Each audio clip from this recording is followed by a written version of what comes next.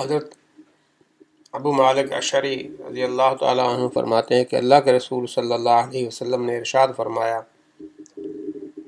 الطہور شطر الایمان، طہارت، پاکیزگی ایمان کا حصہ ہے۔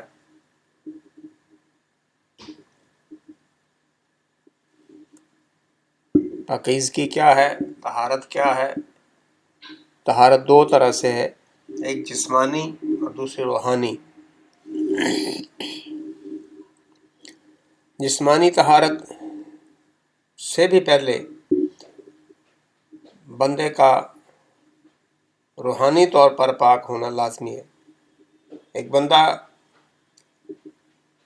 کلمہ توحید کا اقرار نہیں کرتا لیکن صبح و شام وہ جسمانی طہارت حاصل کرتا رہتا ہے تو وہ طہارت اس کو فائدہ نہیں پہنچانے والی دینی اعتبار سے۔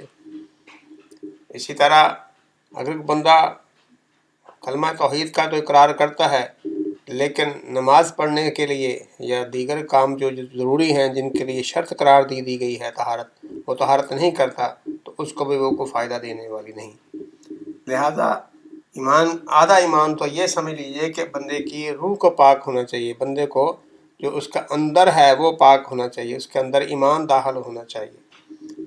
اور دوسرا جو نصف باقی رہ جاتا ہے وہ ہے جسمانی طہارت، جسم کی صفائی، پاکیزے وغیرہ۔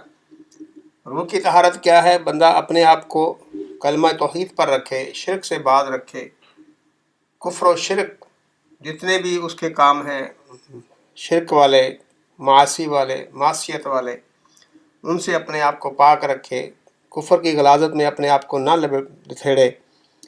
اور اسی طرح جسمانی طہارت، وضو کا کرنا، غسل کا کرنا اور دیگر اس طرح کے جتنے بھی اچھے کپڑے پہننا، یہ سارے جسمانی طہارت کا حصہ ہیں۔